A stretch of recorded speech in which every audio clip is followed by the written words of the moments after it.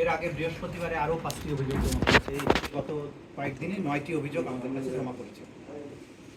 আজকে যে কয়েকটা অভিযোগ জমা পড়েছে তার মধ্যে একটি হচ্ছে সাব্বির নামে একটা ছেলে, যে একাদশ শ্রেণীতে পড়তো বাগেরহাটের একটা কলেজে।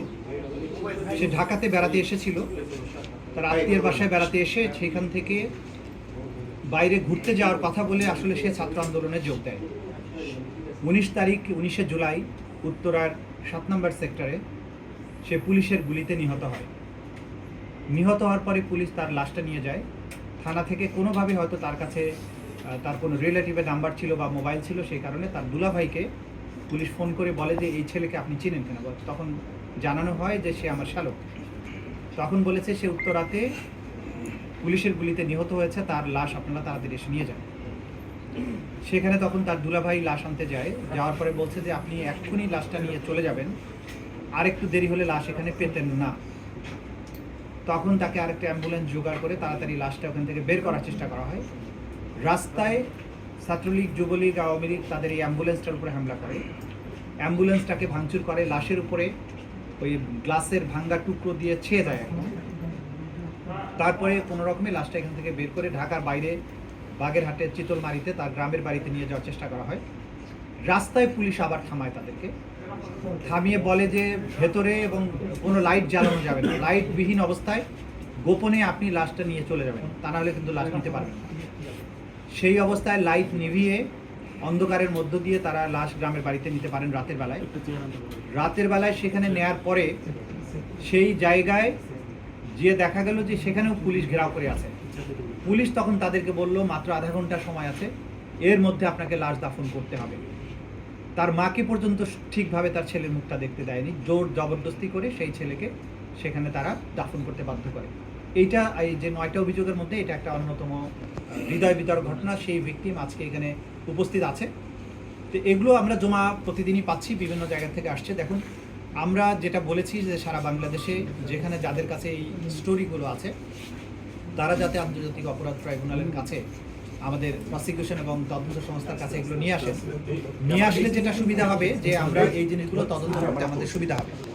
তো যথেষ্ট অভিযোগ ইতিমধ্যে এসেছে, কিন্তু যেহেতু অপরাধের মাত্রা অনেক বেশি হয়েছে, যেখানে যা কিছু ঘটেছে সংশ্লিষ্ট যারা আছেন আমরা বারবারই আহ্বান জানিয়েছি, ভিকটিম পরিবার, প্রত্যক্ষদর্শী এবং আমরা যে বিভিন্ন সংস্থা আছে, পুলিশ বলেন, হসপিটাল বলেন, অন্যান্য সংস্থা এবং ছাত্র আন্দোলনকারীরা যারা এই বিপ্লবটাকে সফল করেছেন তাদের সবার কাছে আমরা আহ্বান জানিয়েছি যে বিপ্লব সফল হয়েছে বাংলাদেশে।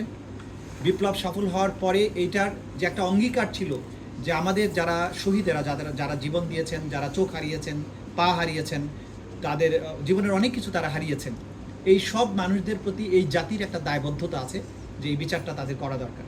সেই বিচারটা দ্রুততম সময়ের মধ্যে করতে হলে তদন্ত সংস্থার কাছে, প্রসিকিউশনের কাছে তথ্যগুলো আসা খুবই জরুরি। সেই কারণে আমরা সবাইকে আহ্বান জানাচ্ছি আপনারা এগুলো আমাদের কাছে পৌঁছানোর ব্যবস্থা করেন। এখন আমাদের সামনে কিছু প্রায়োরিটিস আছে, যেটা আমরা প্রথম দিন বলেছিলাম যে এভিডেন্স কালেকশন করা, সেটা একটা প্রায়োরিটি। এর বাইরে ট্রাইব্যুনাল এই মুহূর্তে ফাংশনিং নেই। আমরা সরকারের কাছে দাবি জানিয়েছি বা আহ্বান জানিয়েছি যে খুব দ্রুততম সময়ের মধ্যে এই ট্রাইব্যুনাল গঠন হওয়া প্রয়োজন। ট্রাইব্যুনালের বিচারক নিয়োগ না হলে এই যে যারা আসামি আছে তাদেরকে গ্রেপ্তারের আদেশ আমরা যদি চাই, তাদেরকে গ্রেপ্তার করার জন্য আমাদের কোর্টের আদেশ ছাড়া এটা কঠিন। তাদেরকে জিজ্ঞাসাবাদ করা প্রয়োজন। আমাদের এই তদন্ত সংস্থা জিজ্ঞাসাবাদ করে এই অপরাধের তথ্য উপাত্ত তাদেরকে বের করতে হবে। এই গণবিপ্লবের যে একটা চরিত্র, তারা সবাই কিন্তু চাইবে দ্রুততম সময়ের মধ্যে যাতে বিচার হয়। পাশাপাশি এটাও তারা চাইবেন যে এই বিচারটা যাতে কোনো রকম ত্রুটিপূর্ণ না হয়, কোনো সমালোচনার সুযোগ না থাকে। সেই ব্যাপারে যে স্টেপসগুলো নেওয়ার কথা আমাদের আছে, এখানে বিধিবিধানের কিছু সংস্কার, এখানে প্রসিডিওরের কিছু সংস্কার, নিরপেক্ষ বিচারক নিয়োগ এবং এই তদন্ত প্রক্রিয়া, এভিডেন্স কালেকশনের প্রক্রিয়া, এই সবগুলোকে এমন একটা পর্যায়ে নিয়ে যাওয়া যে বিচার হওয়া সত্ত্বেও গোটা দুনিয়ার থেকে কেউ যেন বলতে না পারে যে এই বিচারটা একটা আগের মতো একটা অবৈধ প্রক্রিয়ার মধ্য দিয়ে হয়েছে, এরকম যাতে বলতে না পারে।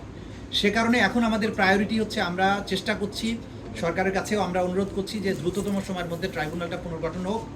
ট্রাইব্যুনাল পুনর্গঠন হলে কাজগুলো খুব দ্রুততর গতিতে আগাবে, তদন্ত আগাবে, আমাদের প্রস্তুতিগুলো আগাবে। সেটার জন্য আমরা কাজ করছি, সেই চেষ্টা আমাদের অব্যাহত আছে। আজকেও আমরা চেষ্টা করব সরকারের কাছে রিচ করার জন্য, এবং আমরা এটাই বলবো, দেখেন আমাদের এখানে অবকাঠামোগত অনেক সমস্যা আছে। আজকে আমরা ট্রাইব্যুনালের যে লাইব্রেরি রুম, সেখানে বসে কথা বলছি, কারণ আমাদের যে প্রসিকিউশনের একটা একটা কনফারেন্স রুমের মতো একটা রুম দরকার, যেখানে আপনাদের সাথে আমরা কথা বলতে পারবো, সেরকম কোনো ব্যবস্থাপনা কিন্তু নেই।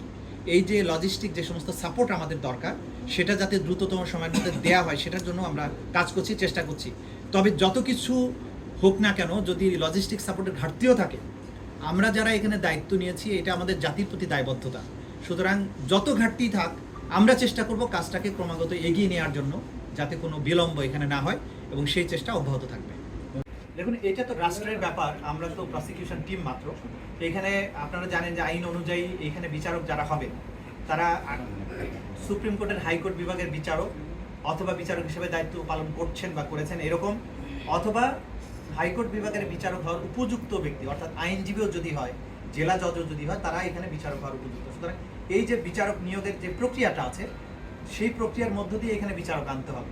এখন হাইকোর্ট ডিভিশনে যে সব যত বিচারক আছেন বা যারা আছেন, তাদের মধ্য থেকে এখানে বিচারক হিসেবে পাওয়াটা কঠিন হয়ে যাচ্ছে। সুপ্রিম কোর্টে বিচারের স্বল্পতা আছে, সুতরাং এই বিচারকদের নিয়োগ দেওয়ার মাধ্যমেই কেবলমাত্র এখানে কিন্তু বিচারক আমরা পাবো। সেজন্য বিচারক নিয়োগের প্রক্রিয়াটা ত্বরান্বিত হচ্ছে। আমাদেরকে বলা হয়েছে যে এটা খুব দ্রুত গতিতে চলছে। বিচারক নিয়োগ হওয়া মাত্রই আমাদের এখানে বিচারক আমরা পাবো বলে আমরা আশা করছি। আমরা সহযোগিতা করছি রাষ্ট্রকে, যাতে করে এখানে দ্রুত বিচারক নিয়োগ করা সম্ভব। কবে নাগাদ আপনারা আশা করছেন যে এটা হবে? সুনির্দিষ্ট ডেট এবং অন্য সময়সীমা এটা আমাদের পক্ষে বলা অনুচিত হবে।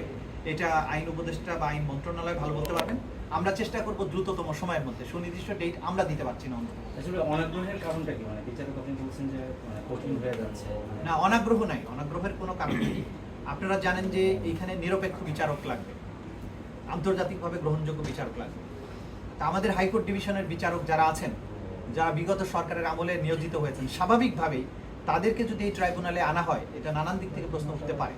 আমরা চাই যে এমন সব বিচারক এখানে নিয়ে আসা হোক যে যাদের ব্যাপারে কোনো প্রশ্ন তোলার সুযোগ নেই।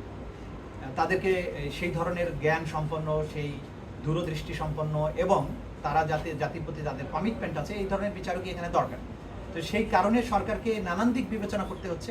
এই বিবেচনা করার কারণেই তাদের বোঝাতে একটু সময় তো লাগতেই পারে, সেই সময়টা তো দিতে হবে। আপনারা আজকে তদন্ত সংস্থার সাথে একটা বৈঠক করেছেন, এবং কি বৈঠকে কি সিদ্ধান্ত হয়েছে, অথবা আপনারা এই যে এখন পর্যন্ত 19টা অভিযোগ জমা করেছে, প্রায়োরিটি বেস কোনো কিছু ঠিক করেছেন কিনা? কোন বিচারগুলো আগে হবে, অথবা মনে করেন যে ঢাকার বাইরে যে হত্যা হয়েছে, এটার বিচারগুলো কিভাবে করবেন, সব মিলে যদি বলতেন। তদন্ত সংস্থার সাথে আমাদের বৈঠক এটা চলমান প্রক্রিয়া, আমরা এটা করতে থাকবো সবসময়। তো আমরা ঠিক করেছি বা আমরা চিন্তা করছি, এখনো সবকিছু ঠিক করেছি বলা যাবে না, কারণ আমাদের লোকবলের সংকট তো আছে।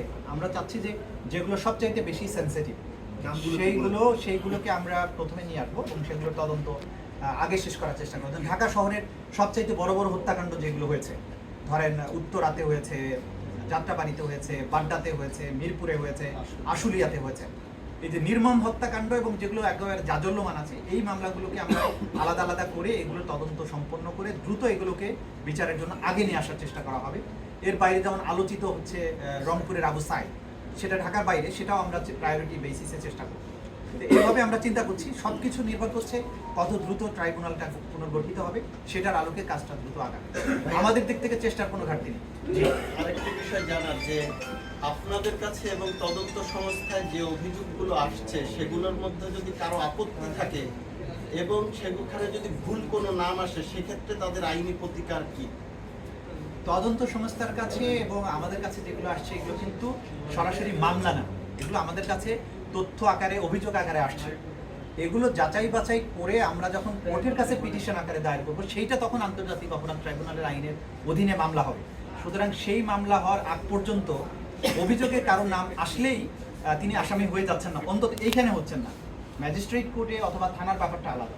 আমাদের কাছে অভিযোগকারীরা যে অভিযোগগুলো দিচ্ছেন, এগুলো আমরা যাচাই বাছাই সাপেক্ষেই কোর্টের কাছে দাখিল করব। সুতরাং ওইখানে ভুল ভ্রান্তি হওয়ার সম্ভাবনা নাই বলে আমরা মনে করি। তার মানে আপনি বলছেন যে রংপুরের আবু সাইদের বিচারটা প্রথমে হবে, এরপর ধারাবাহিকভাবে ঢাকার যে সমস্ত মুগ্ধ থেকে শুরু করে যাত্রাবাড়ি, এদের বিচারগুলো আগে হবে না, আমরা একদম এক নম্বরে আবু সাইদ বলি না। আমরা যেটা বলেছি মানে প্রায়োরিটি বেসিসে সবচেয়ে বেশি সেনসিটিভ, যে ঢাকা শহরের গুলো প্রায়োরিটি বেসিসে আগে আসার কথা, কারণ ঢাকা শহরের গুলো বেশি মাত্রায় হয়েছে। যাত্রাবাড়িতে সবচেয়ে বেশি হত্যাকাণ্ড হয়েছে, উত্তরাতে হয়েছে, বাড্ডাতে হয়েছে, মিরপুরে হয়েছে এবং আশুলিয়াতে হয়েছে।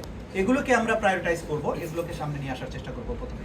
এবং যেহেতু সেন্সিটিভিটি ক্রিয়েট করেছে আবু সাইদের ঘটনা থেকে, এই তালিকার মধ্যে আবু সাইদেরটাও চলে আসবে, কিন্তু কোনটা 1 নম্বরে যাবে সেটা আমরা আরো পরবর্তীতে সিদ্ধান্ত গ্রহণ করব। আজকে যে অভিযোগটা দায়ের হয়েছে ওই ভিকটিমের বাবা আছে এবং বোন আছে, মানে যারা লাশ একটু পিছনে দাঁড়িয়ে পড়ো। এখানে এই সাইডে আসলে কিভাবে ওনাদের ওনাদেরটা আমরা ওখানেই নেই, এখানে